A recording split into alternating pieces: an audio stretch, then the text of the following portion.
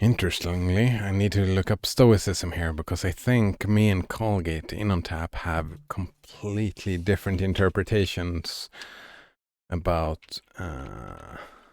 Oh wait, Wait, where are we? Stoicism. That's the one, right? Stoicism? No, wait, no. Wait.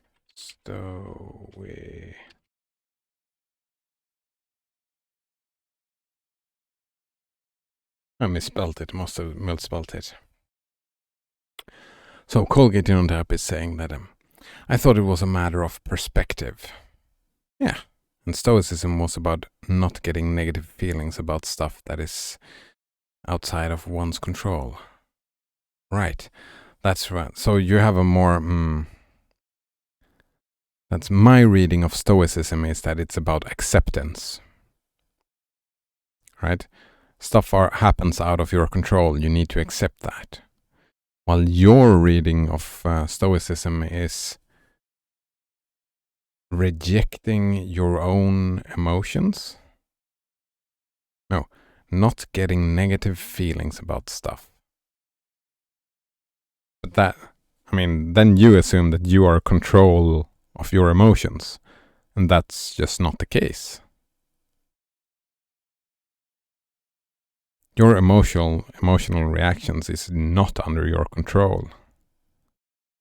They just happen. Right?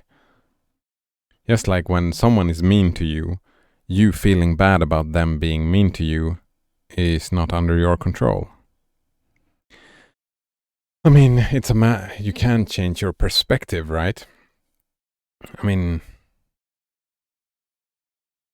if I slap you in the face, assuming you're not a masochist, that you don't get enjoyment out of being slapped in the face, you will feel pain.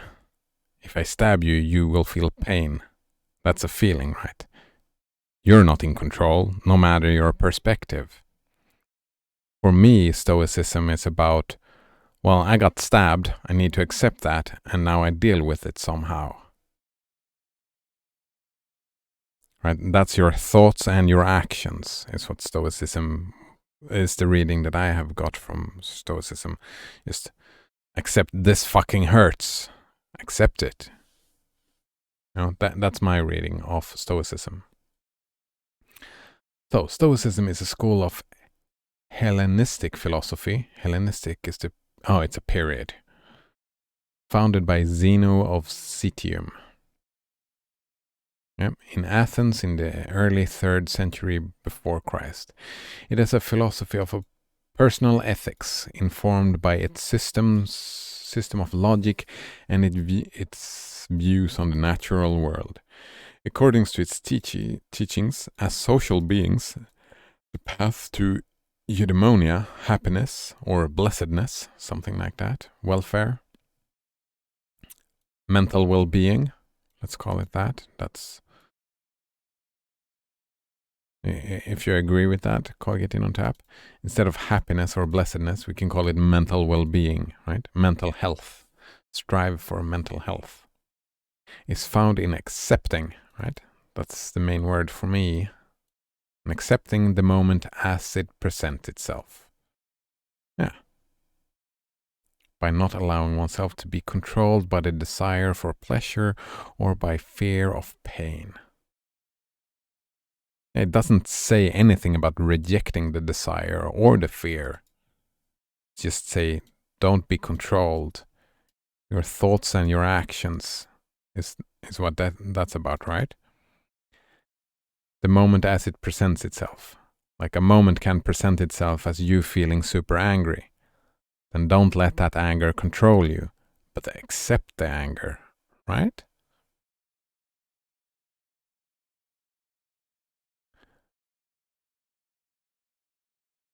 Colgate in on tap says, if you accept it, you don't get bad emotions about it.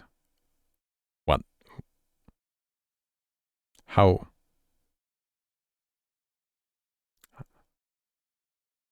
Have you ever managed to do that? Like, in the moment, something bad happened. You just accepted it happened and you did not have any bad emotions about it. That seems foreign to me. That seems alien. That goes against how humans work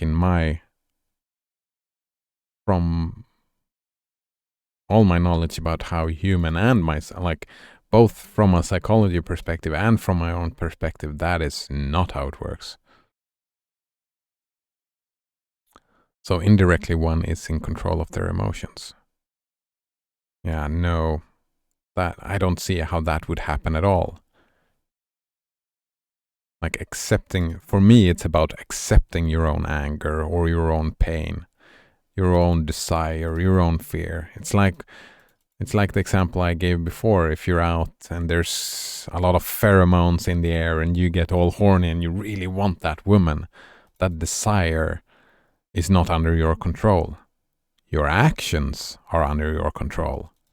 But the desire in self, the desire and emotion, and the same with fear, it's not you generating those stuff. Those stuff is happening to you.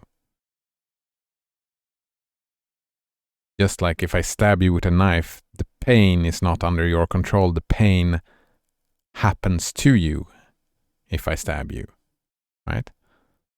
It's not you saying, "Oh, I accept you stabbed me, therefore I will feel no pain." That's an, what is it called? A non sequitur. Those are two different things. By using one's mind to understand the world and to do one's part in nature's plan. Well, I don't see nature as having a plan. We can do a charitable interpretation that working together with your own needs and with your own society and trying to find your own place within it, working together with nature, with society, I'm guessing, and treating others fairly and justly. Like, for me, Stoicism is mostly about self-help. That's what I've taken from it.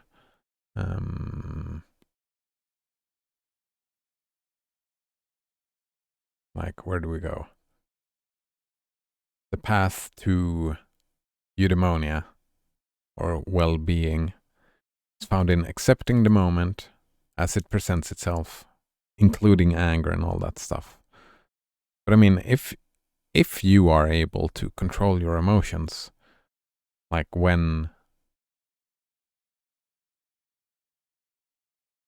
yeah, I've never seen an example of that. So I'm curious, because what it sounds like is like suppression, not controlling. Like controlling emotion, it sounds like, yeah, you suppress your emotions.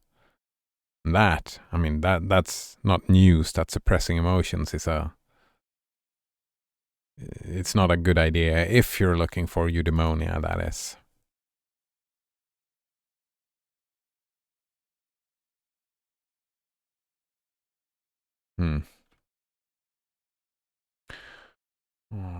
Oh, actually, we gotta change this to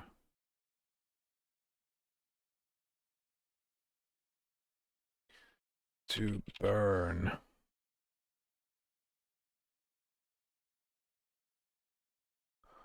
All right. Colgate in on tab says, I have also had bad emotions, but I thought it was just because I am a bad stoic. I mean, like, we're only on the first paragraph here, so we're both, well, maybe you know more about stoicism than me, but there has been, like, to be controlled by desires or fears. I'm equating these as emotions, right? Not to be controlled by your emotions. That is my interpretation, and that is how I read it. Would you agree with that reading, Colgate in on tap? So when I was saying before earlier, like, need to grieve, that's a need to not be controlled by the bad emotions, instead of accepting and facing these bad emotions. And I mean, I don't know, learning from them, I don't know. I'm guessing that learning from them is part of my interpretation. Well, not necessarily, but your parents dying, that's gotta suck, right? That's gotta suck for most people. Like, even if you hate your parents, them dying that's an unresolved conflict that you can never solve, which gotta suck as well.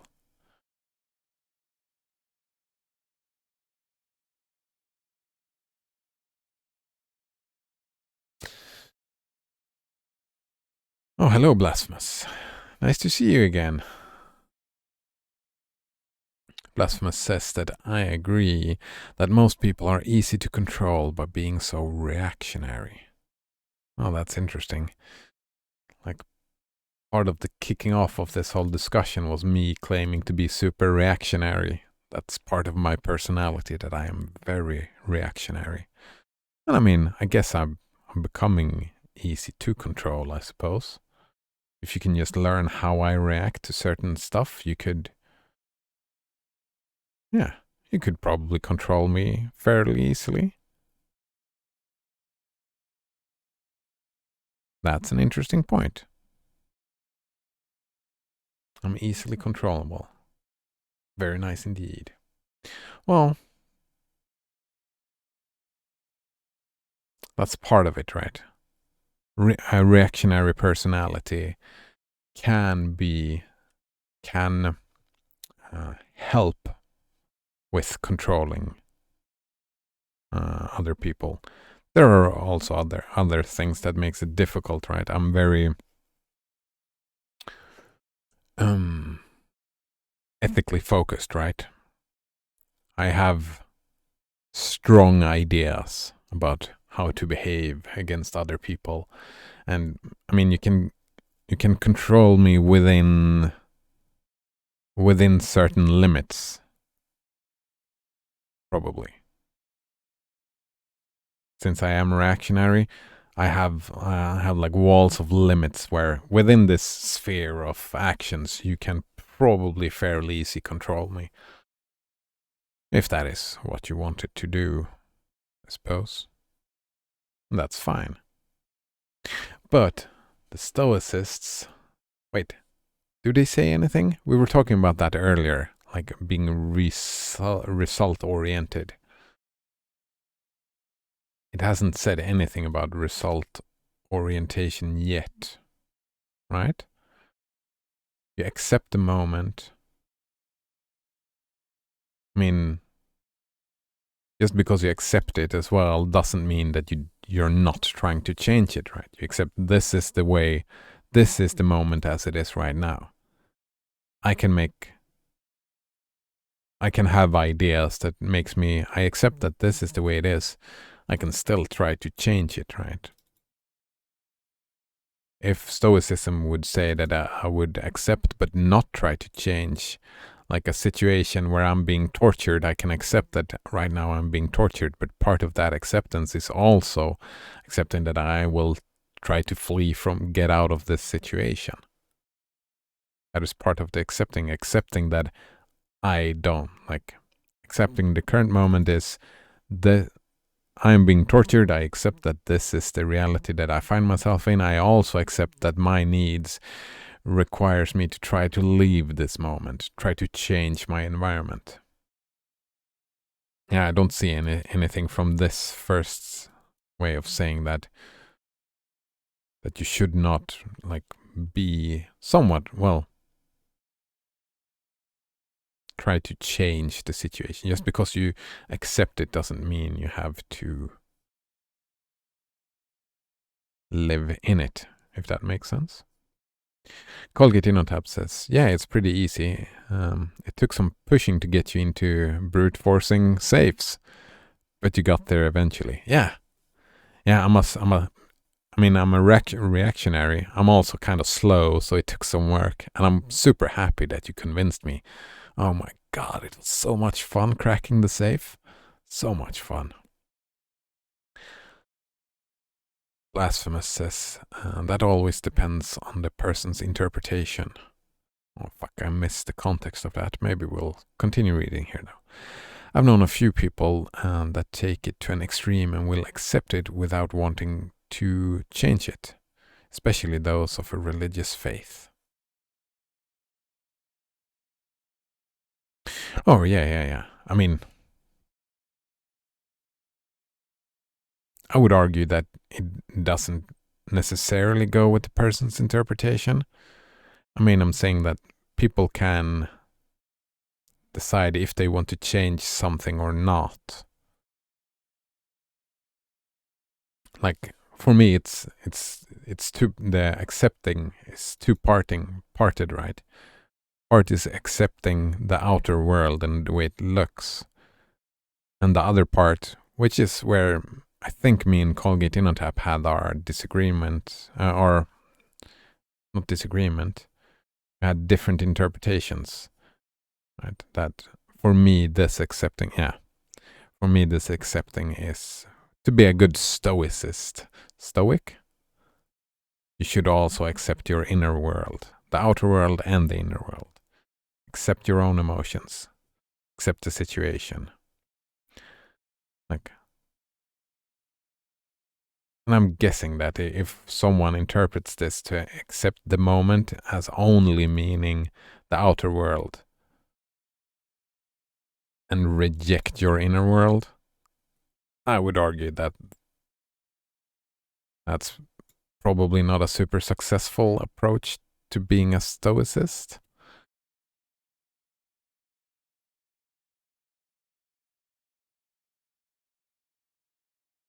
Like there's a meeting between my wants and needs and desires and all of that. And yeah, I should not be controlled by them. But at the same time, I should not be completely controlled by the outer world either. Yeah. And as Blasphemous said, there are probably some people taking their interpretation just by meaning the outside world and just accepting it and not wanting to change anything about it. And it kind of makes sense when you come from a religious faith, I guess, because it's all parts of God's plan. I can see that type of extremism, right? You have to accept it because it is parts of God's plan, which is this part, right? Or nature's plan.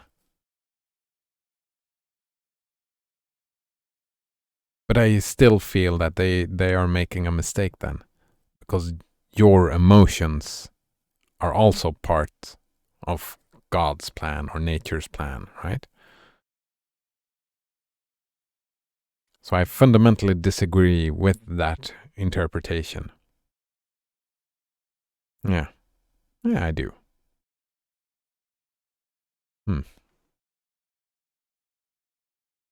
Colgate Innotap says, thanks, this stream helped me to get as a better stoic. Oh, my test is at your lunchtime. I gotta do some preparations. Good luck. Do a good job. And I'm happy we helped out. I mean, that's part of what we're trying to do here, right? Learn, expand. And I learned a different way to interpret this.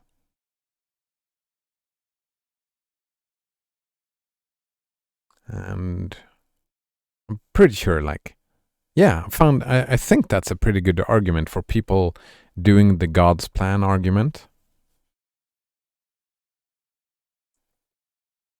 A good response to, I'm not religious. I don't adhere to nature's plan or anything like that, not God's plan either. But if someone is talking about oh man, but it's God's plan, I have to do this, then I could try to maybe find them find acceptance for their own feelings, their own emotional responses by saying, well, your emotions and your feelings are parts of God's plan as well. So you should accept them and try to, I don't know, live by them as well. That makes sense. Well, I hope Colgate In on Tap has a good test. Part of me wants to help, right? But maths, I don't know maths. It's like it is not in my forte.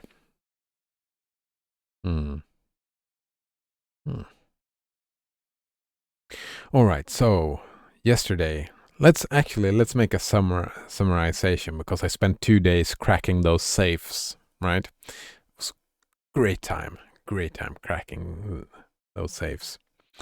But so what we know so far is that we're probably in France, very close to Italy, somewhere on the border, because there are a lot of, like, they've been speaking French.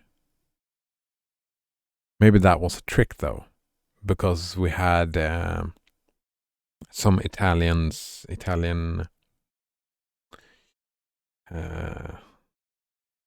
what's it called when you're very like your nation a lot, and you would do stuff to it, and you like to wave your flag around. There's a word for it. Fuck, I don't remember. It's fine. We had some of those for Italy, right? And a big fanboy of some Italian general and stuff like that. We know that there was a slaughter in the city in 1906. We know that the Germans, or the Russians even, Germans? Patriotic. Oh, thank you, Blasphemous. Yes, patriotic. It slipped my mind, the word. I was looking for it, but that was exactly what I meant. Thank you very much. Yeah, we had like in the theater, there was some patriotic Italian, I think. Blasphemous says there's too much of that in America sometimes. Well, I've only know what I've seen from TV, and I think I would disagree with how one is a patriot in the people when you say too much, because I'm guessing that when you say too much, it's the same type of behavior that I don't like, where people wave the flag around and don't criticize the government, and just everybody should do this and whatnot. I feel that being a patriot is also wanting the best for your nation, for your country. So in my mind, being a patriot, a good patriot, means complain to your government, try to improve the country as best you can. In my mind, that is a patriotic action. Also waving the flag around. Feeling pride to where you came from. That is also patriotic, right? Pride of where you come from, and also trying to make it better for your kids and their kids and so far, right? Complain about foreigners. That doesn't sound very patriotic. That's not, I mean, patriotism is about, actually, I don't know enough. I need to know. Patriotism.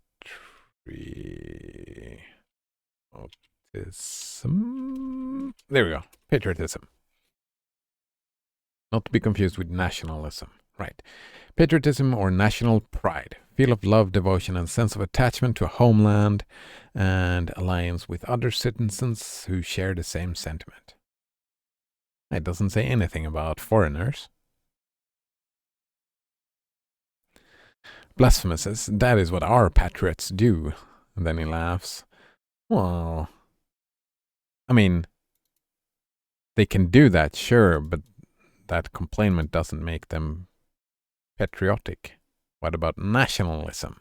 Is an idea and movement that promotes the interest of a particular nation as a group of people, especially with the aim of gaining and maintaining the nation's sovereignty over its homeland. Nationalism holds that each nation should govern itself free from outside interference. That a nation is natural and ideal basis for a polity? Identifiable political entity, and that a nation is the only rightful source of political power. All right, so this sounds a little bit more like it, though. Like, you can be a patriot and a nationalist. Like a nationalist, I can see here, like a nationalist comparing your country to other countries, saying, oh, what they are doing over there is bad, let's not do that. Complaining about foreigners in that way. That makes them nationalistic, perhaps. If that is the type of complaining about foreigners. Like, foreigners do it that way. They come from a different country and they're doing it badly. That is not how we should do it in America. Fuck yeah. Right? But that is probably nationalism rather than patriotism. And the two can go hand in hand, I suppose.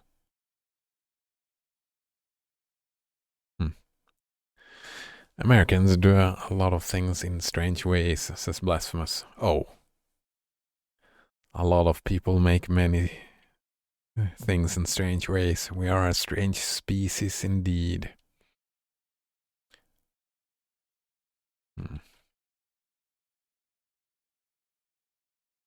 All right, but this was an Italian. He had pride. I'm pretty sure he was Italian. Maybe he was just an Italy nerd, French Italy nerd, because he liked some general and all that.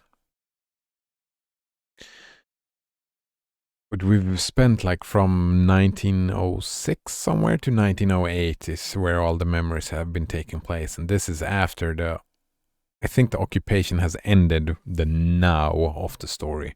To go back to look at what we know so far. We know there's a big tower in the center of the city where there's an institute that somehow studies history. We've climbed higher to the tower than we ever was before right now. We've been walking around the city finding keys and albums and lights and whatnot. We've been learning about the occupying soldiers and interestingly, we're at the provost's residence, and this is the leader of this institute, right, that studies history. We know that someone felt that it was his fault because there was a massacre within the institute. A lot of people dying, a lot of books burning, a lot of shit going on, and someone is blaming the provost for it. Like, the provost was saying no to the occupying Germans or something, and they locked themselves in the institute and started messing with them. And since the occupation has been peaceful for so many years, it came as a little bit of a surprise when the slaughter happened, when the Germans started killing people. So he was the first, like when they started attacking the tower, he just ran out and no, stop, and they killed him instantly. And then they put people up to the walls and shot people left and right. That is pretty much the story so far that we know. And also, we are some person walking around in the rubble, ruins. The city seems to be empty. It seems like the Germans have left and the city is empty. There's dust and stuff like everywhere. I don't know what that is about. It seems like everybody has left. But we'll see what happens. So, the provost occupied the final floor of the tower. Oh, we're at the top floor. As his own private residence, a stately complex of rooms nestled below the vaulted dome that capped the building.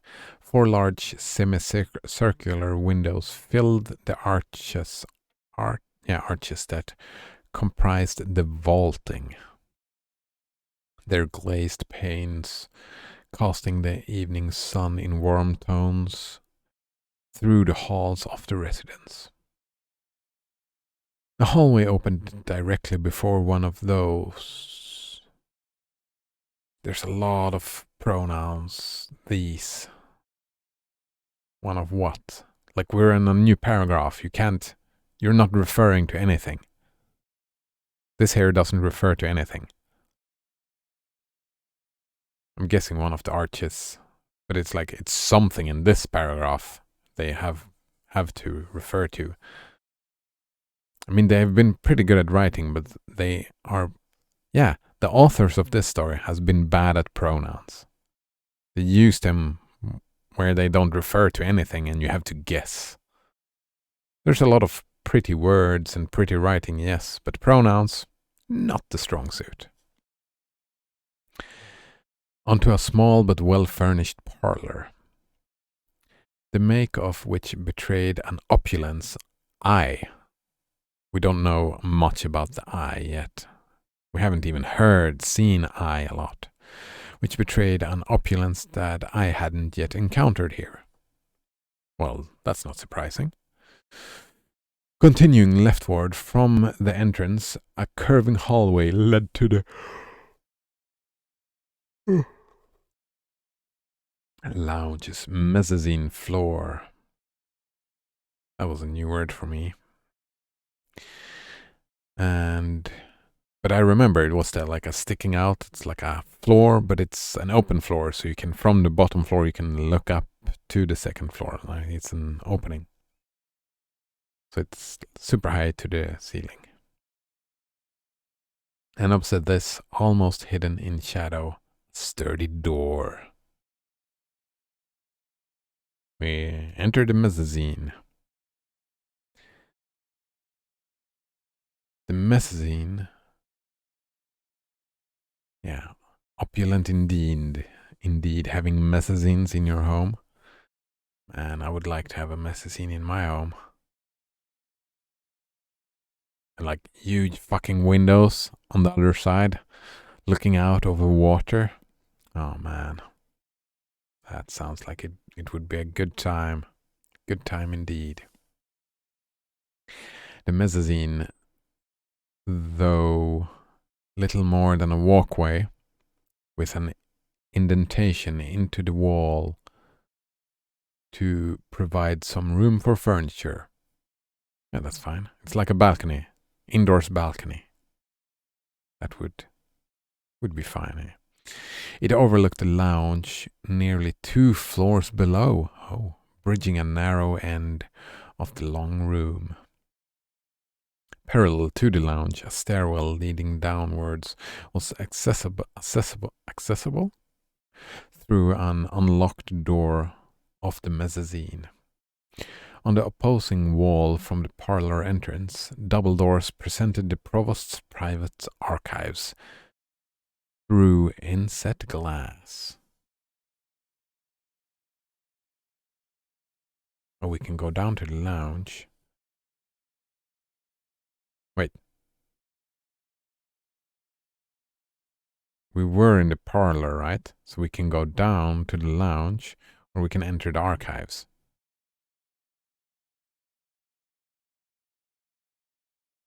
Let's enter the archives. And a memory. Oh fuck, I forgot to put on music.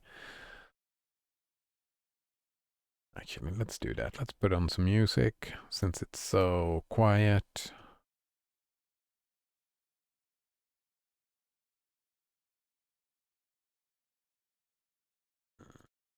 There you go.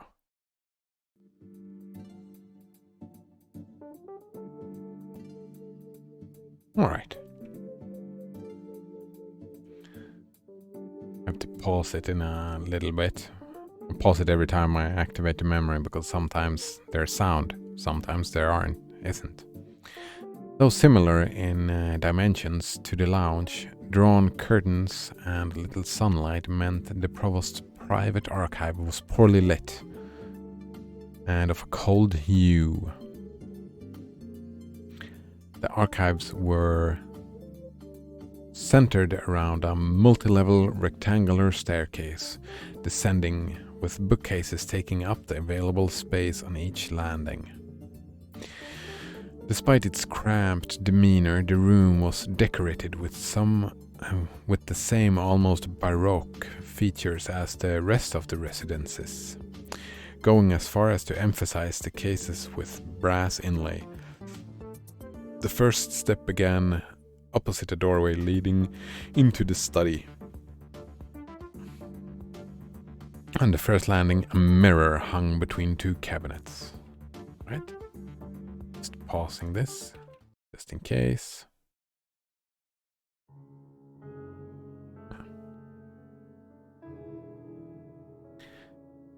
A mirror is the perfect memorist.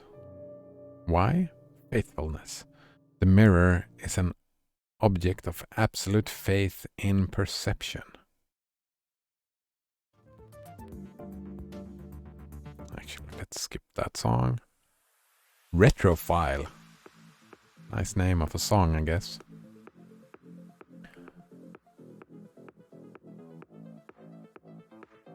Yeah, we'll see. It's a perfect memorist. It's an interesting word. Why? Faithfulness. The mirror is an object of absolute faith in perception. It cannot lie.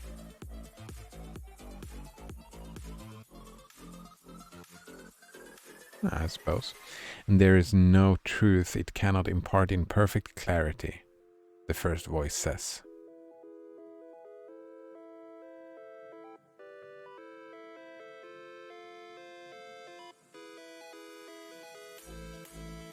I thought memorist would to be like an object to contain memories or something like that, but that doesn't make any sense because this is in the moment, right? And your memory of it fades. They don't know. Well, do they have photographs in 1908?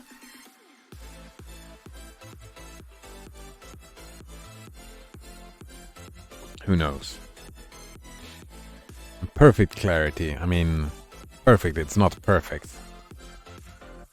Like there's waves and stuff. It bends the light when it hits through the glass.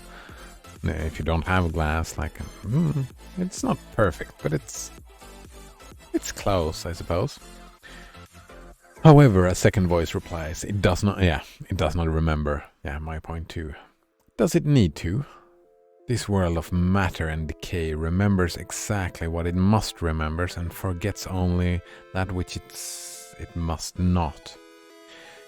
And the mirror in its faith dutifully follows. We must strive to be as the mirror, to remember only what we must. And who decides? Need? There's an implied, right? We said that earlier, right? Every time you use this word, there is something implied behind the scenes going on, right? So why would it need? This world of matter and decay. I mean, that's a bleak view on life, I suppose. Remember exactly what it must. It forgets only that which it must not. Who decides these musts and needs? It's not clear from what you're saying. And the mirror in its faith dutifully follows. We must strive to be as the mirror, to remember only what we must. So wait, the Institute was studying history and it's a library, right? There's so many books and they're trying to remember. But this dude is trying to say that we should strive to remember nothing, just like the mirror. That's exactly. And what must we remember? Maybe I should read the whole thing before I start. Like, he is asking this person is asking the exact same questions that I'm asking.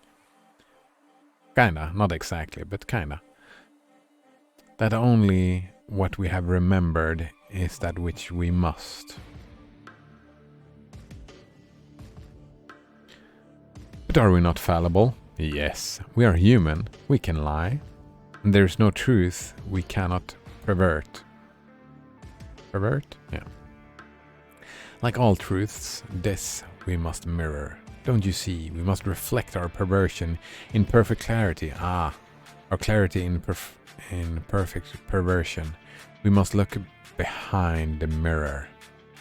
Oh! It's all a metaphor. It's... What is that called again? This methodology. It's a part of... it was some time ago. It's a part of qualitative analysis. Qualitative analysis. There is something...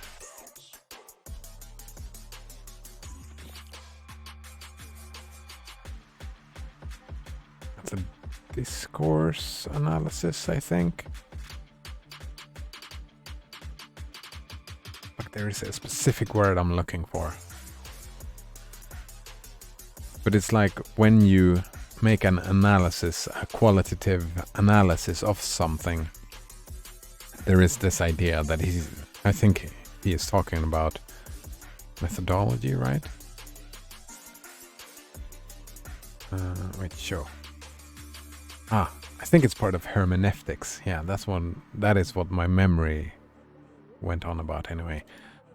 Hermeneutics is the theory and methodology of interpretation.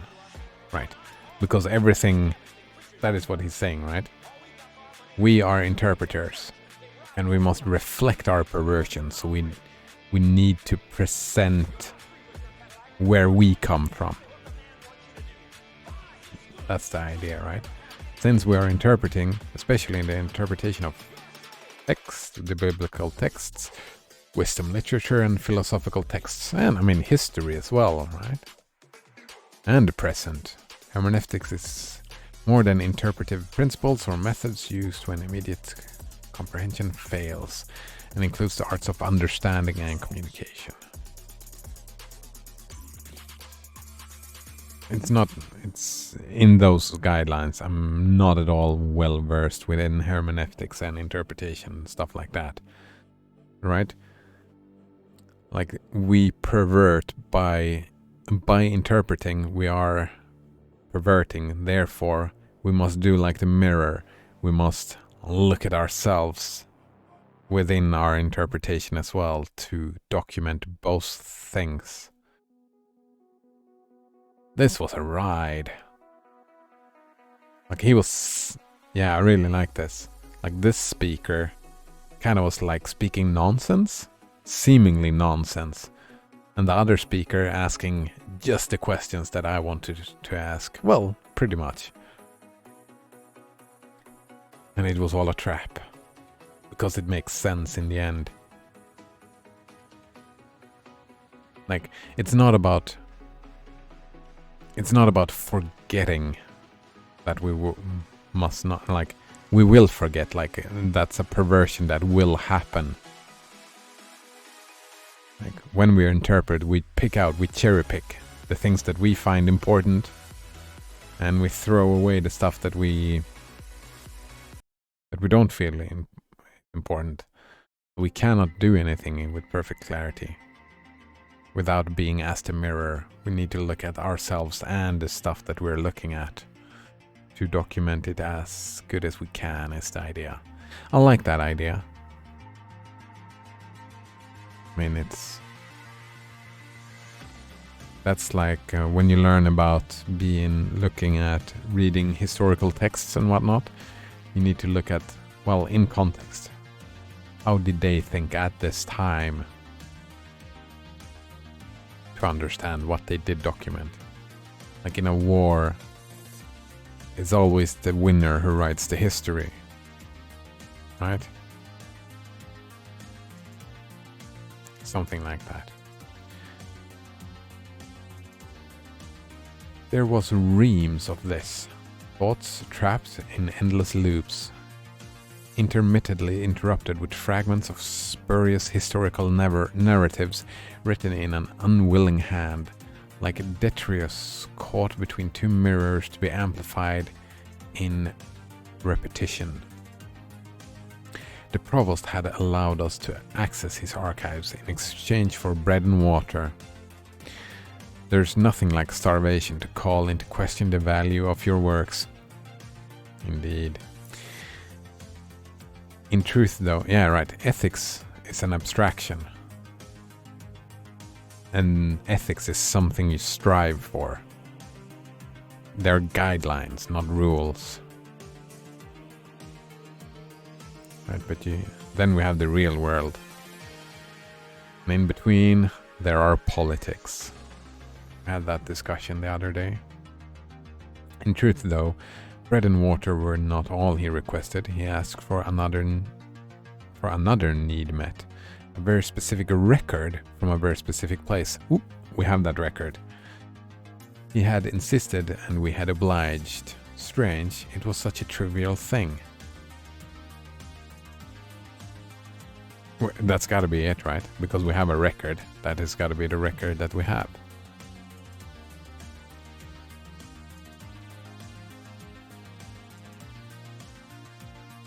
Good thing we didn't examine the mirror first.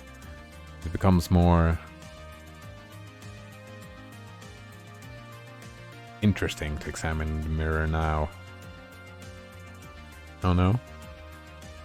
Mirror shaped in the fashion of a kite shield, framed in brass. Flip the mirror. Oh! A moon key. Nice. Mirror shaped in the fashion of... Alright. A key hung from the center of the mirror's exposed rear. Oh man. The mirror reversed. That is... I mean, it's a little bit on the nose. But the symbology! Get the moon key. A delicate thing with a contour fashioned in the form of a crescent moon, sharp, almost bladed, yet polished to a mirror sheen. I don't remember where this key goes. Moon key? I don't remember a moon door at all. We're getting close though.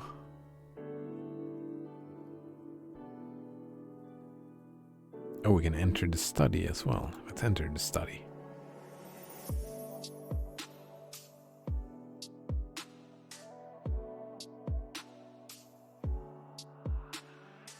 The provost's study overlooked the river, joining the fog-laden horizons far below. Drawn curtains left little of this vista visible, however, open. From up here was now visible, and in those days when the tower was built, another nation.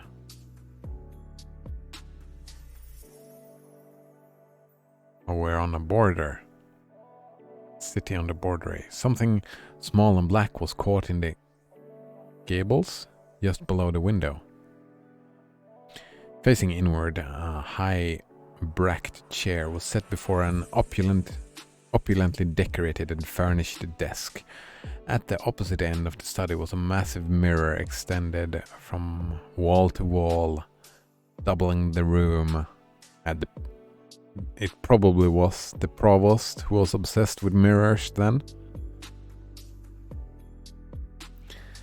Thinking that it was 1906, that idea was probably quite fresh, and his own idea about having to look at the chronicler is super important for the chronicle, for the chronicling of history, from writing down history.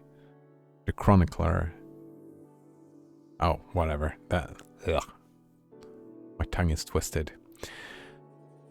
To the same scheme as the archives, the other walls consisted of vitrine cabinets lined with books. Let's examine the fragment. And let's take it, no? A third or so fragment of a phonograph record. Oh, no, it's not the record we had. Just broken. No label disclosing the record's work was visible. I think we've seen another fragment. I think. I don't quite remember. Though the last segment of the place of its manufacture was stamped near the rim of the disc. Of Oper am Rhein, the opera house in the Latin Quarter. Do you have it? Do we have like a playing thing?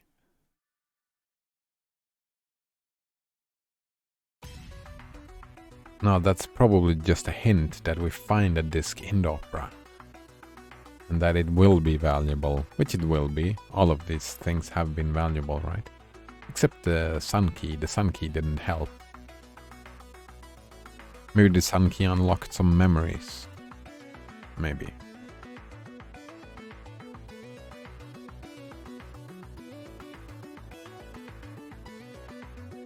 Alright, descend to the lounge. I'm pretty sure, because we came from the parlor.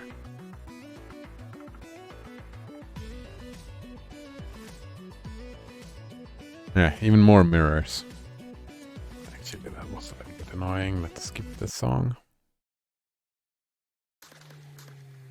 Extending down from the vaulting in tall panes to catch the rays of the setting sun in Wait. Let's try that again. Extending down from the vaulting in tall panes to catch the rays of the setting sun in clear. The windows in their glare cast to me an open arch of light.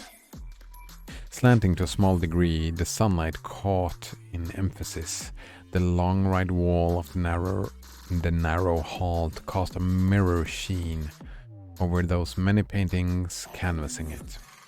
Under the mezzanine, twin glass panel doors led into the kitchen, firmly locked. Maybe we have a key. I'm guessing this is the kitchen key though. Initially mistaking for a mirror, to the right of the fireplace was a particularly large painting depicting in near perfect clarity the room before it. Ooh, that is cool. Painting of a mirror that the painting only works in that specific room, in that specific time, with that specific layout. Yeah, I like this mirror stuff. Colgate InnoTap says 5 minutes to geometry. Nice, good luck. So, are you feeling prepared, pepped, ready to go? Ready to ace? Well, ready to have a good time, maybe.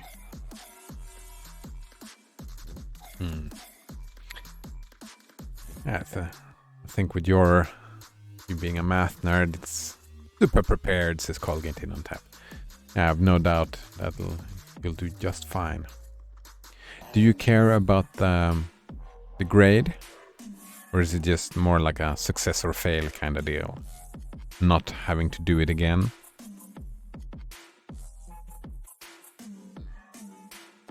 Is there an extrinsic motivation? Wait, fuck no. We were talking about that before. Yeah, is the grade an extrinsic reward for you? I care about passing. Need those. ECTS. Alright, it's a means to an end. Right. Care about passing because it's a need to an end. I'm guessing ECTS is some type of score. Yeah. Yeah. But the 1 to 5 doesn't matter that much. Oh.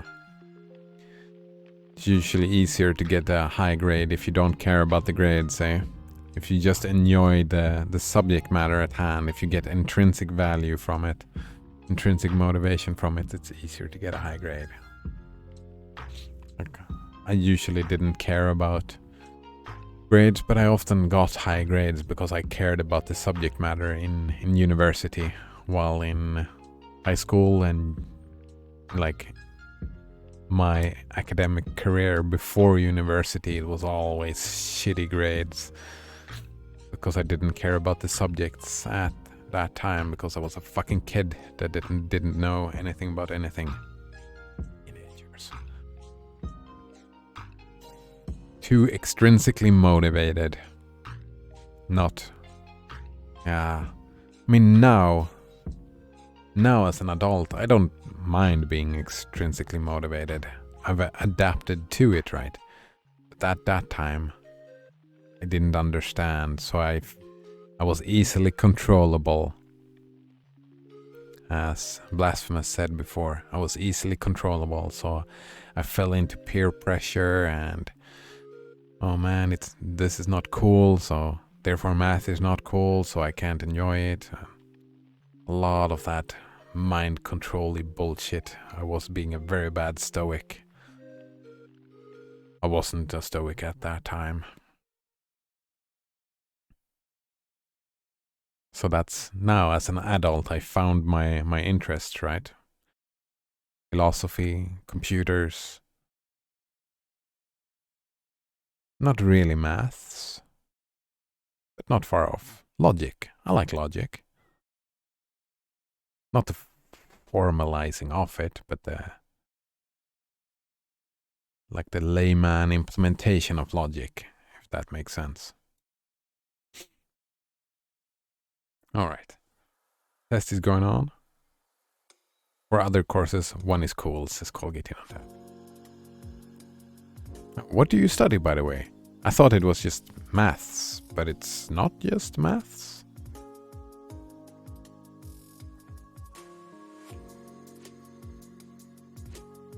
Oh, I missed it. The only grade I care about is my master's thesis.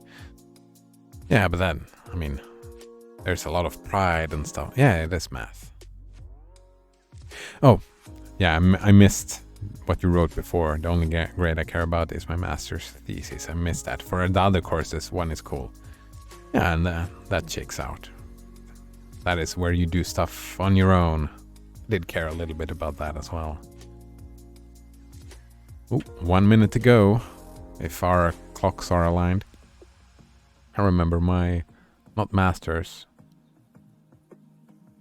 Maybe it was masters? I don't remember. One of the, after, never mind. It was like a big deal, right? We made a study that was a big deal. And I remember me and a friend made it together because we got to work in pairs somehow.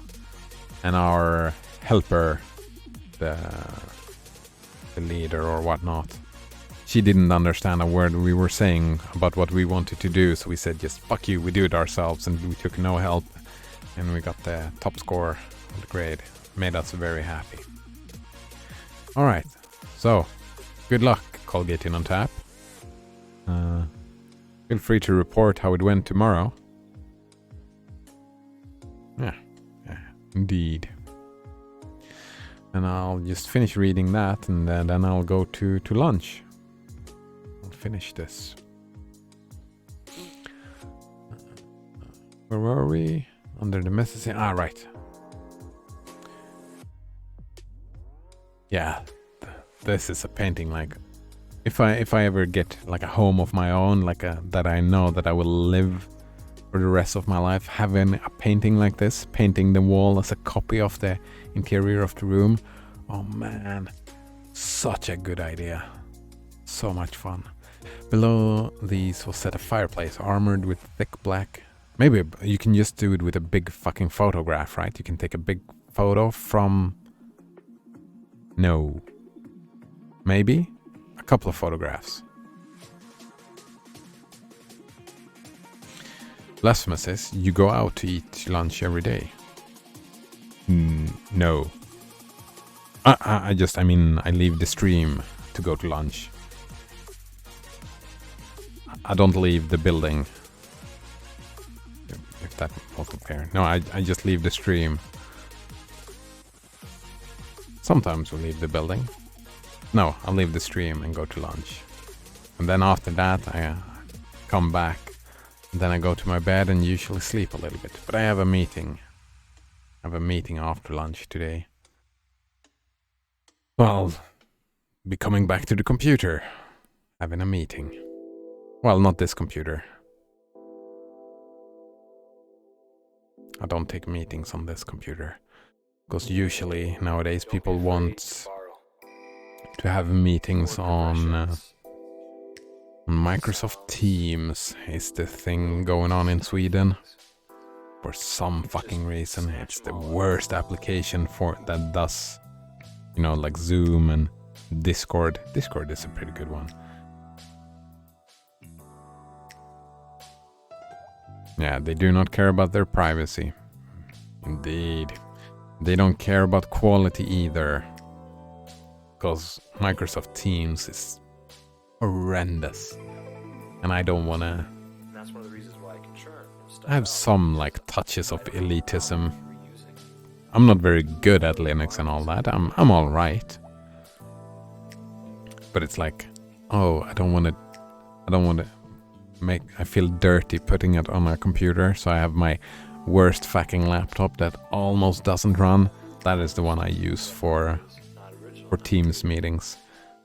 That one was alright to put Teams on. I'm not original or creative. I can't make up a new thing. Blasphemous says, I have ethical issues when it comes to using these sites, since Amazon owns it. Yeah. Same with YouTube. I'm putting everything on YouTube as well. I did put it on Library. Library was fucking annoying to deal with. YouTube is so much easier. You can do like Node Runner does it. He watches the stream in MPV. And yesterday, actually, I went over to start using this application. WeChat. Terminal chat. So I'm using a terminal chat now instead of the Twitch chat. Yeah, actually, I don't have the Twitch side open. I just stream to it. But yeah, I agree. I have ethical issues. As we said earlier, there are different tiers. Those are abstracting guidelines, right?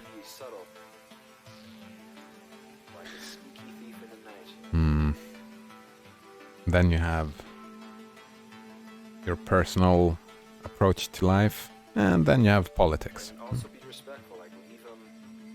Blasphemous says, I love WeChat. A lot of config files to edit.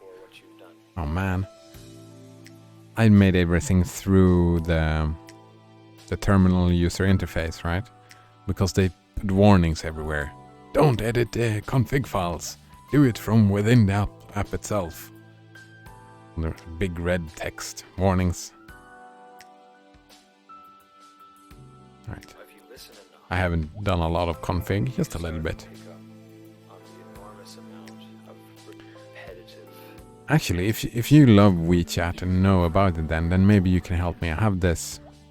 Actually, if I show you my thing here. Here you are. Woo. So this side right here. This side right here. When I do this.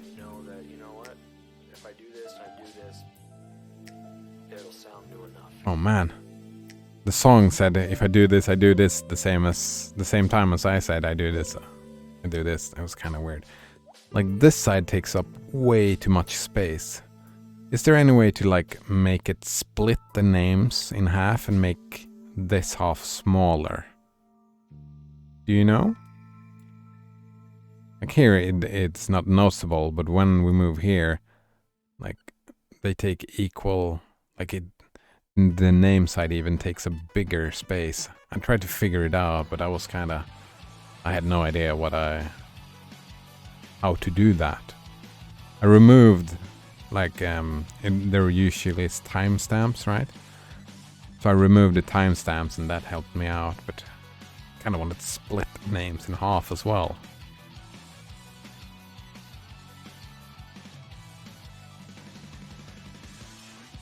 All right.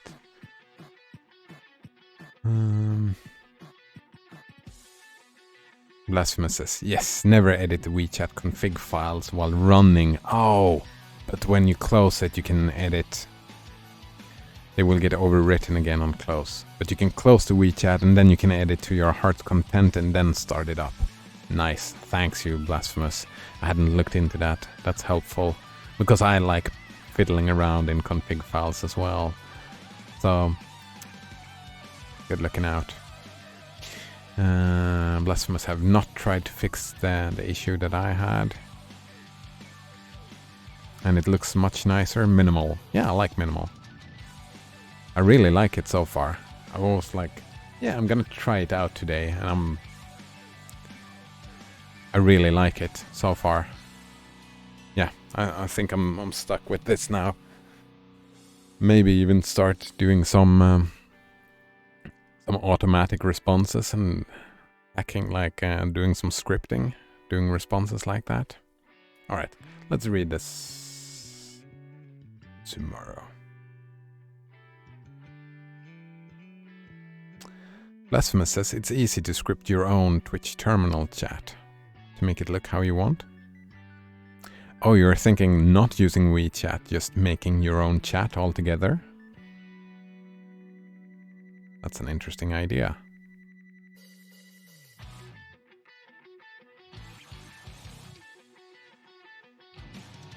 You just have to learn about IRC, right? How it works. And then you can just... Then you could create your own bot. Well, I can create my own bot within WeChat as well, right? There's a lot of scripting going on. You can just... Blasphemous says, oh, that's a word I've seen before. He says, yeah, I think it was WebSocket. I heard that word before. Socket. WebSocket a couple of times. I like this song. Put a thumbs up on this song, so I'm trying to be good about that, listening to the music, pressing thumbs up, because now it's completely random. When I have like hundreds of thumbs up songs, I can just use those as a playlist. Oh man, you're hyping me up, Blasphemous. Doing my own IRC client, making my own bot. Well, I mean, I'm not doing a bot like a separate account and putting it always on. I mean, we're not using this chat when I'm not here, right? So I can just have it be my own username, spitting out just automating my own. Instead of having a bot, I can just bot my own username. If that makes sense.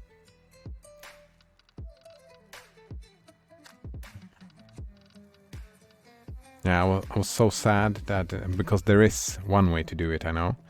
Like if we do like this, there is this button, right? You can do this, you press here and here. Oh, fuck, I'm in the wrong.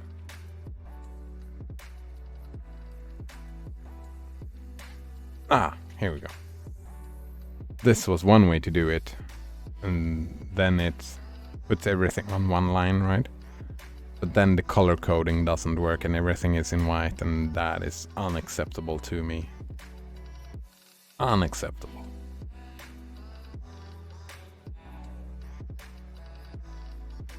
But yeah, right. So thanks for hanging out. Interesting discussions and talks as usual. And see you next time.